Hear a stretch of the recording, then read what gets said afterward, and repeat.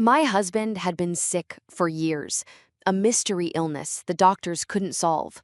His mother, my mother-in-law, was my saint, my rock, my partner in his care. But one day, sitting exhausted in a hospital hallway, I overheard two doctors whispering his name. "It's not a disease," one of them said. "It's a poison, and the person giving it to him is in this room." Before we get into the details, I'd love to know what city are you watching from today? And be sure to subscribe for our daily stories. Okay, let's go back to the beginning of my nightmare. My life for the past 2 years had been a calendar of symptoms. I kept a detailed journal. Monday, nausea, fatigue. Tuesday, joint pain, dizziness. Wednesday, a good day. My husband, my strong, vibrant, loving Michael, was fading away before my very eyes, consumed by a mysterious illness that had baffled every doctor we had seen. He had been forced to give up his job, his hobbies, his life. Our world had shrunk to the four walls of our bedroom, a quiet, sterile space that had become the headquarters for our long and losing war against an enemy we could not name. My only partner in this war, my one true ally, was my mother-in-law, Agnes. She was a saint. From the day Michael had first gotten sick, she had been a constant, unwavering presence in our lives. She would come over every single morning, her face a perfect portrait of maternal concern, always carrying something to help. "I brought my special herbal tea, Claire, dear," she would say, bustling into our kitchen. "It's an old family recipe, full of antioxidants. It will help with the inflammation." Or, "I cooked up a batch of my nutrient broth. He needs to keep his strength up, and this is easier for him to digest than solid food." She was wonderful. She would sit with him for hours so I could run errands. She would manage his complex schedule of medications. She would hold me when I would break down in tears of sheer exhaustion and despair. "We will get through this together," she would whisper, stroking my hair. A mother's love is a powerful thing. Michael, for his part, adored her. He was her only son, and their bond was incredibly close. Some days it seemed her presence was the only thing that brought a flicker of the old light back into his tired eyes. He would drink her special teas and eat her homemade broths without complaint, trusting her implicitly. We both did. She was our rock. But nothing was working. In fact, he was getting worse. The good days were becoming rarer, the bad days a deeper, darker shade of gray. Our last hope was a new specialist, a top diagnostician at the city's best hospital, a man renowned for solving impossible medical mysteries. The day of our appointment, I was a bundle of raw, nervous hope. This was it. This was the day we would finally get an answer. We sat in the sterile, quiet waiting room, the air thick with the smell of antiseptic and the unspoken fears of a dozen other families. Agnes, of course, was with us, her hand resting comfortably on my shoulder. The doctor, a kind man with sharp, intelligent eyes, ran a new, exhaustive battery of tests on Michael. He drew vial after vial of blood. He ran scans. He asked 1,000 questions about his diet, his environment, his symptoms. After hours of waiting, he finally called Agnes and me into his private office. His face was grim. The flicker of hope in my chest began to die. "Mrs. Miller," he began, looking at me, "I've reviewed all of Michael's tests, the old ones and the new ones, and I have to be honest with you. Nothing adds up. His symptoms are all over the place. His blood work is a complete contradiction. None of it aligns with any known autoimmune disorder, neurological condition, or disease." "So, what is it, doctor?" I asked, my voice a desperate whisper. He sighed, leaning back in his chair, a look of profound, frustrated puzzlement on his face. "I don't know," he admitted. "But there is something, a severe and unexplained toxicity in his blood work. The markers for heavy metal contamination, specifically arsenic, are elevated, but in a strange, fluctuating pattern I have never seen before. It's not an acute dose, it's chronic. Someone or something in his daily environment is slowly, methodically poisoning him. The word, poisoning, it hung in the air, a monstrous, impossible thing. My mind immediately went to environmental factors. Our old house, the water. The doctor must have seen the frantic, terrified questions in my eyes. He stood up and walked to the door of his office. "I need to speak with both of you separately," he said, his expression now unreadable. "There are some delicate questions I need to ask about his home environment, his daily routine, his diet." A new flicker of hope ignited in my chest. A lead. A real, tangible clue. We were finally on the verge of a diagnosis, a real answer that could save my husband's life. I had no idea that we were actually on the verge of an interrogation.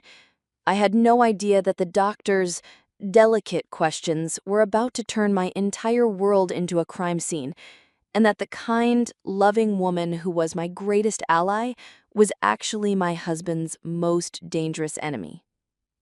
The doctor's words, slowly, methodically poisoning him, echoed in the sterile silence of his office, a monstrous, unthinkable pronouncement that seemed to suck all the air out of the room. I looked at my mother-in-law, Agnes, expecting to see my own horror reflected in her face. Instead, I saw a mask of profound, maternal grief, her eyes welling with perfect, crystalline tears. She was, as always, a pillar of strength. "Whatever it takes, doctor," she had said, her voice trembling with a flawless performance of a heartbroken mother. "Whatever you need from us, we will find out what is doing this to my son." The doctor had decided to interview her first. I waited in the hallway, my mind a frantic, chaotic storm. Poison. The word was a serpent coiling around every mundane detail of our lives. Was it the old pipes in our house? The pesticides used in the park where we walked? My mind raced through 100 innocent possibilities, each one more terrifying than the last. When Agnes emerged from the office 20 minutes later, her face was a portrait of composed sorrow. "He asked about everything," she whispered, taking my hand, her own hand surprisingly cold. "I told him everything I could remember. Now it's your turn, dear. Be strong." My own interview was a blur of questions that now felt like accusations.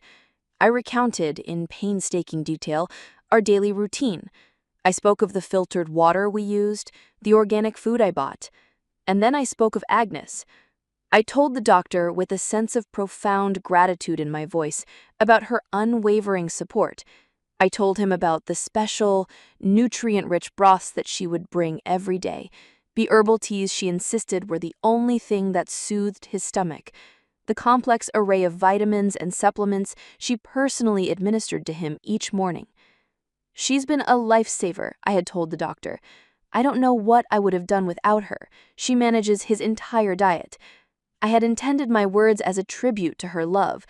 I had no idea I was, in fact, delivering a detailed confession on her behalf. The doctor had just listened, his expression unreadable, and had sent us home with an order for more tests and a vague warning to be extra vigilant about Michael's diet. The drive home was a tense, silent affair, but the diagnosis, as terrible as it was, seemed to galvanize Agnes. She was no longer just a supportive mother-in-law, she became a fierce, almost fanatical guardian of my husband's health. "We can't trust anything anymore, Claire," she had declared that evening, her voice full of a new, steely authority as she marched into my kitchen and began to empty our pantry. "The poison could be anywhere, in the spices, in the packaged foods. From now on," she had announced, "I will be preparing all of Michael's meals myself, here, with ingredients I source from a private farm I trust. We cannot take any more chances." My silent sacrifice began in earnest that day. It was the sacrifice of my own autonomy in my own home. My kitchen was no longer my own. It became Agnes's territory. She would arrive every morning with sealed containers of her own food, and she would watch, her eyes like a hawk, as Michael ate, ensuring he didn't touch a single thing she hadn't personally prepared. My own attempts to cook for him were met with a gentle but firm refusal.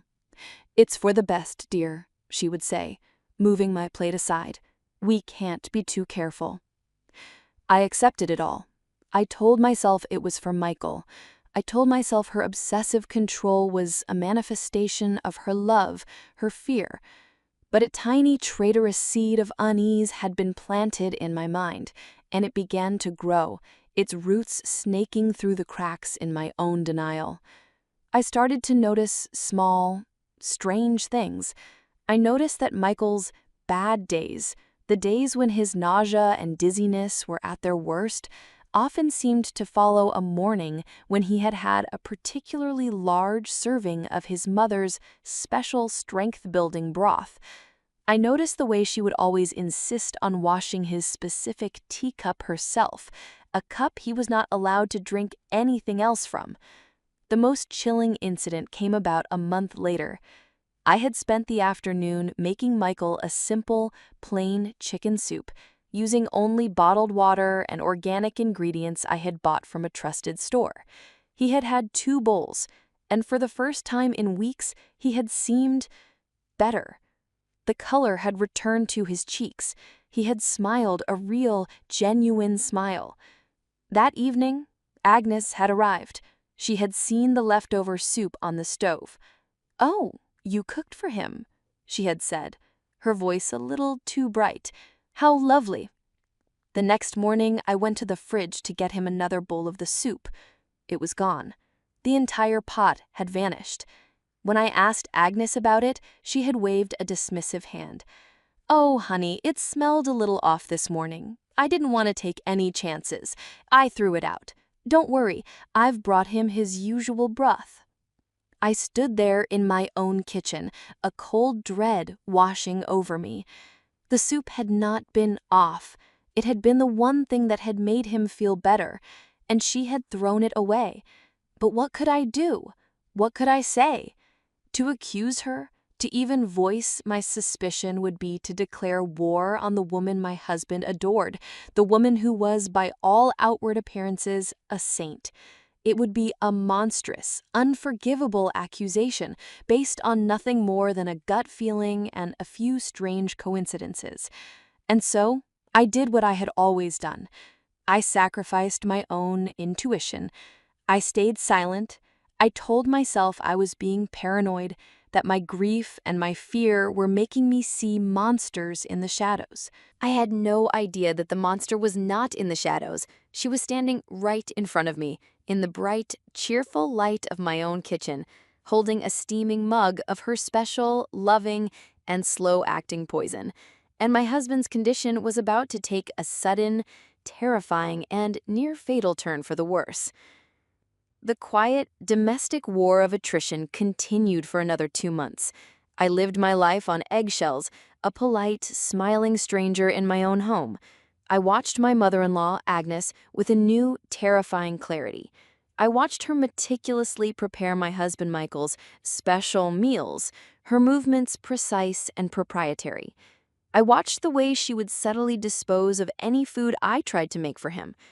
I watched the way Michael, my loving, trusting husband, would look at her with such profound, unwavering faith, a faith that was, I now knew, slowly and methodically killing him.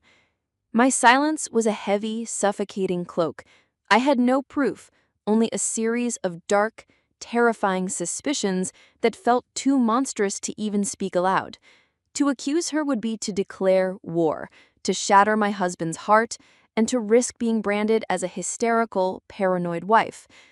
The crisis, when it came, was sudden and catastrophic. It was a Saturday morning. Agnes had arrived earlier than usual, carrying a large thermos of her extra-strength restorative broth. "He had a bad night," she had said, her face a perfect mask of maternal concern. "He needs this to build back his energy." She had poured a large mug for him, and I had watched, my heart a cold, dead stone in my chest, as he had drunk every last drop. An hour later, he collapsed. One moment he was sitting up in bed trying to read the morning paper, and the next, his body was racked with a violent, terrifying convulsion. His eyes rolled back in his head, and a terrible, gurgling sound came from his throat. The scream that tore from my own throat was a sound of pure, primal terror. The ambulance ride to the hospital was a surreal, disjointed nightmare. I sat in the back, holding my husband's cold, limp hand, while Agnes, in the front seat, gave a flawless performance of a terrified, hysterical mother. But through her sobs, I saw her eyes. And they were not the eyes of a grieving woman. They were cold and hard and calculating. At the hospital, Michael was rushed into the intensive care unit. Agnes and I were left in the sterile, silent waiting room, a place that had become a horrifyingly familiar second home to me. It's those environmental toxins. I told you it wasn't safe for him. We have to get him out of there.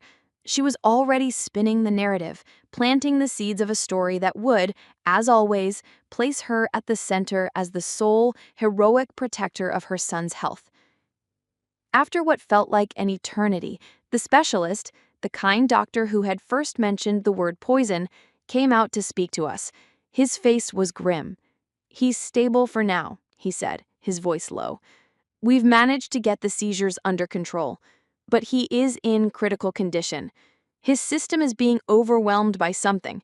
We've sent a new, extensive toxicology panel to the lab and rushed the results."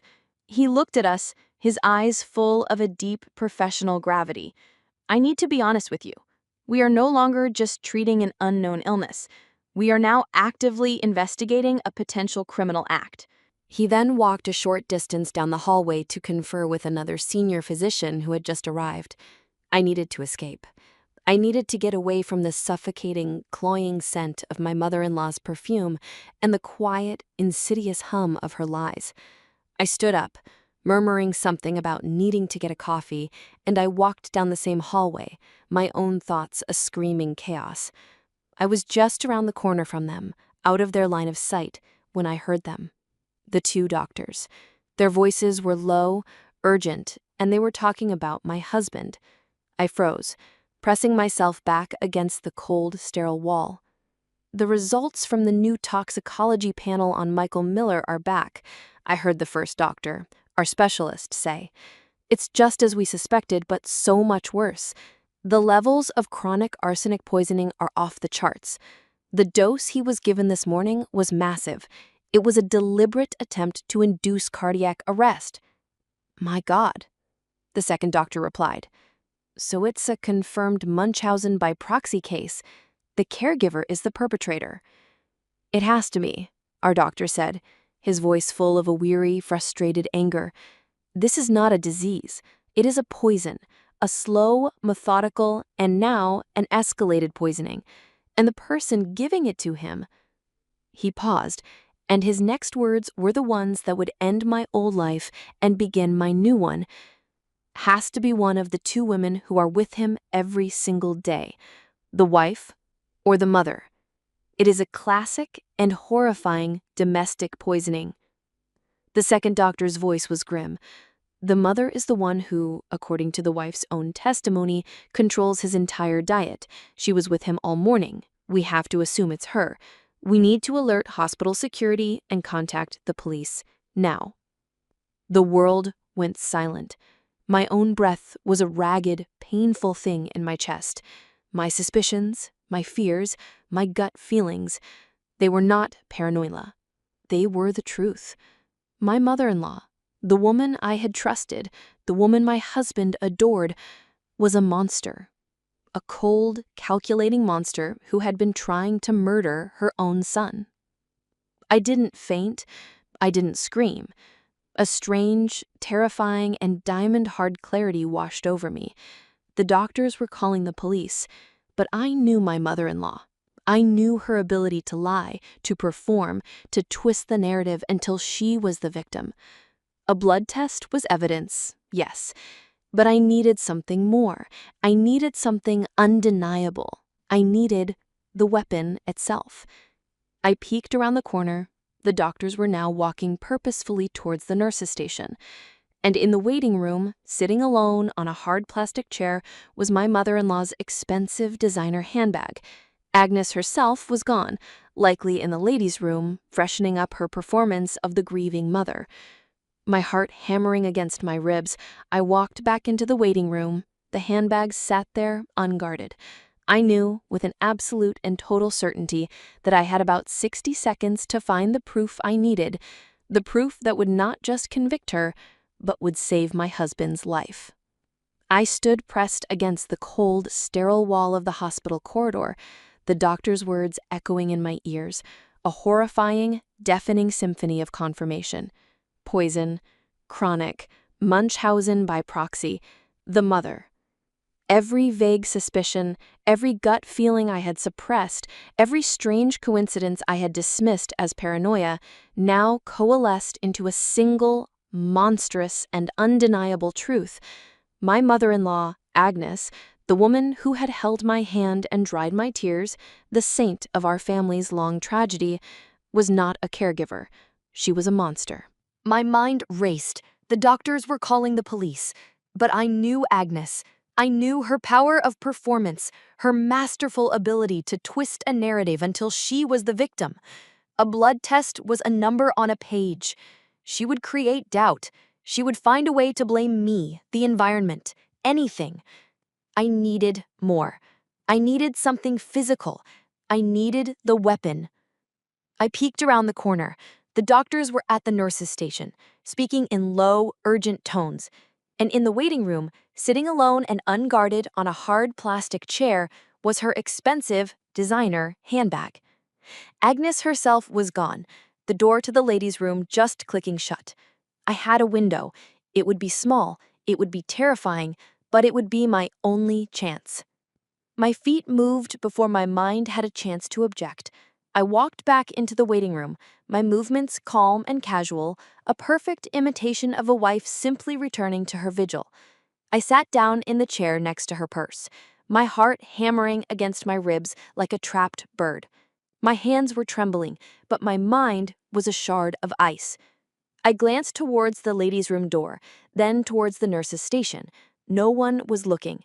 With a single, swift, and silent motion, I reached over and pulled her heavy leather handbag onto my lap, shielding it from view with my own body. My fingers fumbled with the clasp. It opened with a soft, expensive click. The inside of the purse was just like her, perfectly organized, everything in its place. A leather wallet, a silver lipstick case, a small monogrammed tin of mints. For a horrifying second, I thought I had been wrong, that I was the one who was crazy. But then, my fingers brushed against it. Tucked away in a small silk-lined side pocket, a pocket designed for a phone or keys, was a small, antique-looking glass vial. It was no bigger than my thumb. It was stoppered with a cork and had a delicate built-in glass dropper. It contained a small amount of a clear, odorless, and slightly viscous liquid. My breath caught in my throat. This was it. My first instinct was to take it, to run to the doctors and scream, "I found it." But I knew that would be a mistake. It would become my word against hers. She would say I planted it. I needed to be smarter. With hands that shook so violently I could barely function, I took out my own phone. I placed the small glass vial on my lap next to her open wallet, clearly showing her identification. I took 3 clear, high-resolution photographs, capturing the vial, its contents, and its location inside her purse. Proof. I then slipped the vial back into the side pocket, exactly as I had found it, just as I heard the sound of the toilet flushing in the nearby restroom.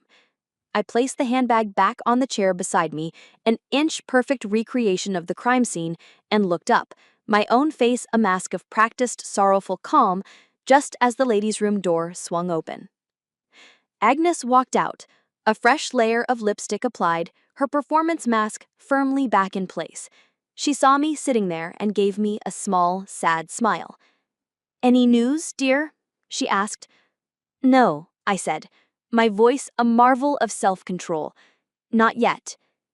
She was about to sit down when they arrived. The two doctors, flanked by two uniformed hospital security guards and two grim-faced plainclothes police detectives, they walked directly into our small waiting area. "Ma'am," the lead detective, a tall man with tired, intelligent eyes, said, his gaze landing on Agnes, "Are you Agnes Miller?" My mother-in-law immediately launched into her greatest performance. Her hand flew to her chest, her eyes wide with a mother's terror. "Yes, is it Michael? Is my son all right?" Your son's condition is stable, ma'am, the detective said, his voice flat and unimpressed by her theatrics. We need to ask you some questions regarding his medical condition. We have reason to believe that he is the victim of a long-term, deliberate poisoning. Agnes's performance of shock was a masterpiece. She gasped, her body swaying as if she might faint, a gesture so perfectly executed that one of the security guards took a step forward to steady her. "Poisoning?" she cried, her voice a perfect symphony of disbelief and horror. "My God, who would do such a thing? It must be that old house. The pipes. I told Claire we had to—" "We don't believe the source is environmental, ma'am," the detective cut her off, his patience clearly wearing thin. He then turned to me. "Mrs. Miller," he said, and I knew this was my cue. "You mentioned to the doctors that you had a specific immediate concern you wished to share with us." I stood up. I looked directly at my mother-in-law, at the woman who had been slowly, lovingly murdering my husband in front of my very eyes. "Yes, detective," I said, my voice shaking now, not with fear, but with a cold, righteous fury. "I was just admiring my mother-in-law's beautiful handbag. She always carries the most interesting things. And I was just wondering," I said, my eyes locking with hers, "what she keeps in this little glass vial she has in the side pocket." The color, the performance, the life itself seemed to drain out of Agnes's face. She clutched her purse to her chest, her knuckles white, a cornered animal making a final desperate stand to protect her den. I don't know what you're talking about," she stammered, her eyes darting around the room looking for an escape that wasn't there. "You have no right to search my personal belongings. I demand to speak to my lawyer. You can't just—" The lead detective just smiled, a cold, grim, and utterly final smile. "Ma'am," he said, as the second detective produced a folded, official-looking document, "we already have a warrant." She had been a ghost in my house for 2 years, poisoning my husband, my life, under the very guise of love. Now, in this cold, sterile hospital waiting room, her own poison, the very weapon she had used to destroy him, was about to become the one, undeniable thing that would destroy her. My mother-in-law, Agnes, clutched her designer handbag to her chest as if it were a life raft, her knuckles white, her eyes, which had been so full of a masterful, false sympathy just moments before, were now wide with the pure, cornered terror of a predator that has just realized it has stepped into a trap. Her performance was over. The lie was dead. "I demand to speak to my lawyer," she hissed, her voice a thin, reedy thing, all its earlier strength and warmth gone. "You will have every opportunity to do so, ma'am," the lead detective said, his voice calm and unimpressed. He nodded to one of the hospital security guards, a large, stoic woman. "Please retrieve the handbag." Agnes let out a small, pathetic whimper as the guard gently, but firmly, pried the expensive leather bag from her grasp. The guard placed it on the small waiting room table. The detective kneeled down, snapped on a pair of blue latex gloves, and with the methodical slowness of an archaeologist unearthing a cursed relic, he unzipped the main compartment. He pulled out the contents one by one. The leather wallet, the silver lipstick case, the monogrammed tin of mints. And then His gloved fingers dipped into the small, silk-lined side pocket. He pulled out the small, antique glass vial. He held it up to the harsh fluorescent light of the waiting room. The clear, viscous liquid inside seemed to glow with a malevolent, oily light. "Well, well," the detective murmured, more to himself than to anyone else. "What do we have here?" My mother-in-law did not confess. She did not scream. She simply collapsed. Her face went slack, her eyes rolled back in her head, and her body slid from the hard plastic chair onto the floor in a silent, boneless heap. It was her final performance. The frail, shocked old woman, overwhelmed by the stress of it all. But no one was buying it. Not anymore. The aftermath was a blur of quiet, efficient procedures. Agnes was taken to a different part of the hospital under police guard. The vial was sealed in an evidence bag, and I was left to face the most difficult task of my entire life, telling my husband that the mysterious illness that had been slowly, painfully killing him for 2 years was not a disease. It was a crime, and the person responsible was his own mother. I sat by his hospital bed for hours, waiting for him to wake up. I held his hand, and I thought about the sheer, monstrous complexity of the lie she had told. The investigation later uncovered it all from her diaries and computer records. Her motive was not money. It was something far more twisted. It was a possessive, pathological love. She could not bear to see her son, her brilliant, beautiful son, be a strong, independent man who was building a life with another woman. So she had decided, with a cold, terrifying logic, to make him a child again.